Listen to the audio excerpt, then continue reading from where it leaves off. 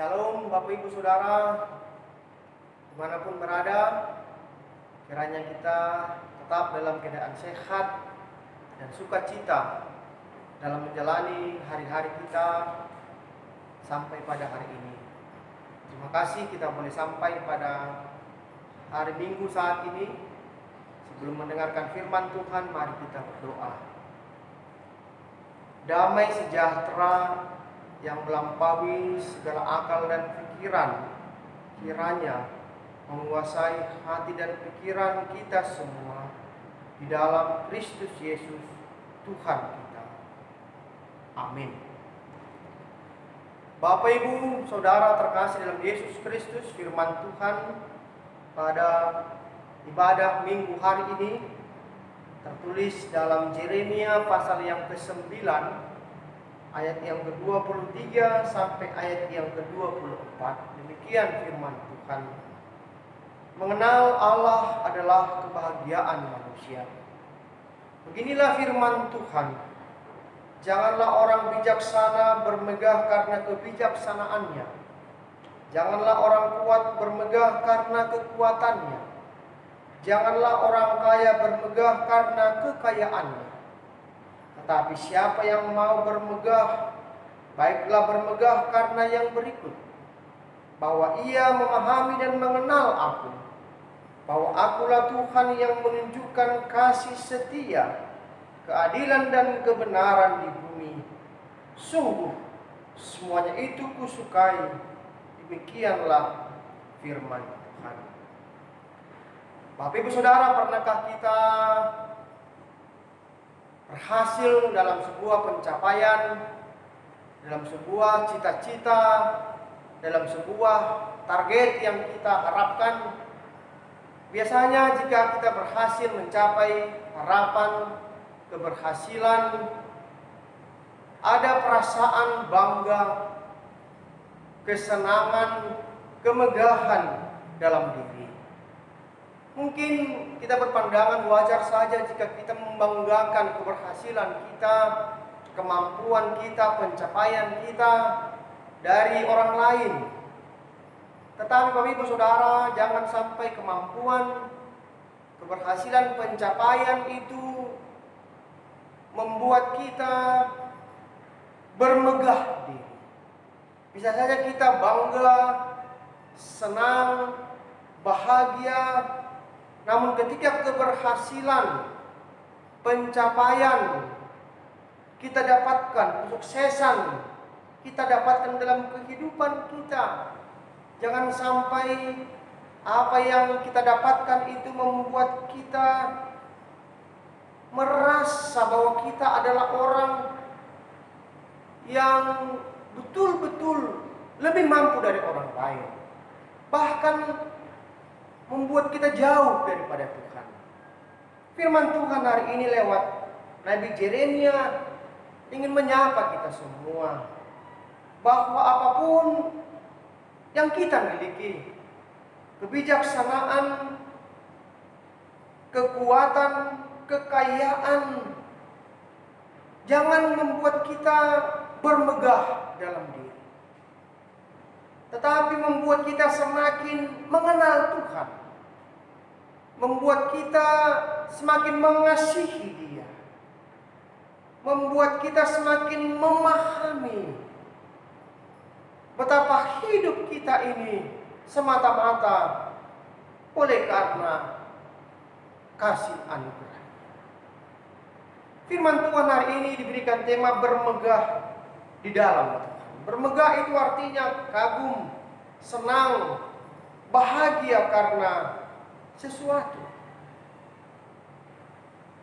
Dan kebahagiaan itu, kesenangan itu, kekaguman itu harus kita dasarkan atas pengenalan kasih kita kepada Tuhan. Karena Tuhanlah sumber segala sesuatu yang kita miliki. Kebijaksanaan, kekuatan, kekayaan manusia itu sifatnya terbatas dan hanya sementara saja. Dan lebih daripada itu, kalau kita sadari Sesungguhnya bukankah semuanya itu berasal dari Allah? Berasal dari anugerah, berasal dari kemurahan-Nya. Karena tanpa kemurahan Tuhan, manusia tidak akan mempunyai apa-apa dan tidak bisa melakukan apa. Firman Tuhan disampaikan Yeremia kepada umat Israel waktu itu. Karena mereka mulai jauh daripada Tuhan. Karena mereka mulai menyombongkan diri, membanggakan diri. Oleh karena keberhasilan, hikmat, kebijaksanaan yang mereka miliki. Sehingga mereka merasa mereka adalah orang-orang yang mampu dengan dirinya sendiri. Dan dalam Alkitab ini banyak sekali kejatuhan orang-orang oleh karena kemegahan dalam diri. Bagaimana orang-orang pada zaman Sodom dan Gomora bermegah karena mereka merasa dirinya mampu dan ingin menyenangkan dirinya, ingin menguasai orang lain. Bagaimana orang-orang pada zaman Nuh bermegah karena mereka merasa hebat, merasa luar biasa, merasa mampu mengembangkan dirinya, dan mereka jauh daripada Allah. Pada masa Menara Babel, mereka bermegah karena mereka merasa pintar. Mereka ingin menyamai Allah, ingin membangun menara yang tinggi dan bertemu dengan Allah. Itu kemegahan-kemegahan yang berdiri di atas kesombongan, di atas kemampuan manusia. Itu kemegahan yang didirikan atas keinginan ingin menyamai Allah. Dan akhirnya kesombongan itu membuat mereka jatuh, membuat mereka dihukum oleh Allah, membuat mereka jauh daripada Allah. Firman Tuhan hari ini, pada saat sekarang ini, walaupun dalam keadaan yang belum begitu baik, firman Tuhan ingin mengajar kita. Mari, dalam keadaan apapun, dalam situasi apapun, mari jangan megahkan diri. Mari jangan membesarkan diri. Kalaupun kita punya keberhasilan, kita punya kemampuan, kita punya pencapaian, mari bermegah di dalam Tuhan. Mari bermegah karena Tuhan.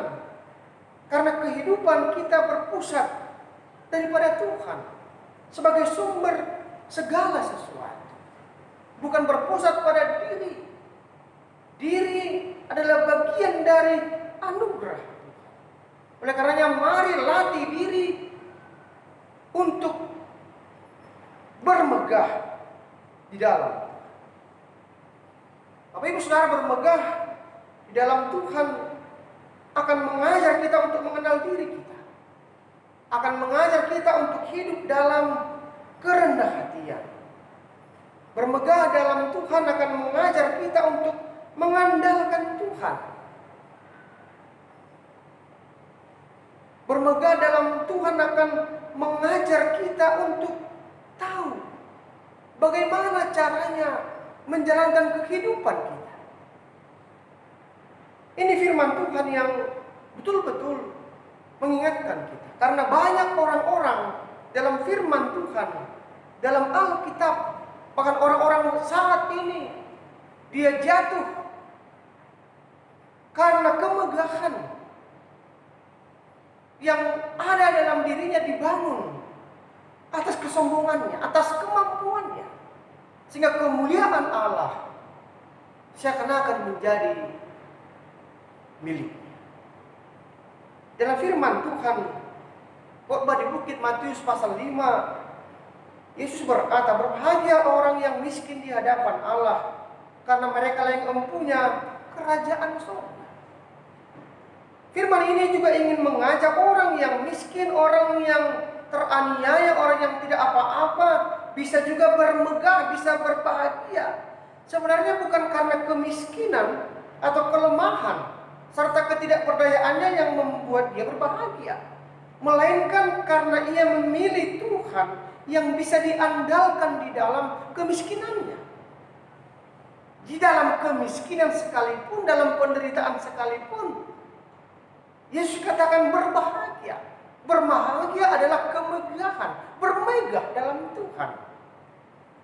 Di ayat yang keempat, Matius 5 dikatakan berbahagialah orang yang berduka cita, karena mereka akan dihibur.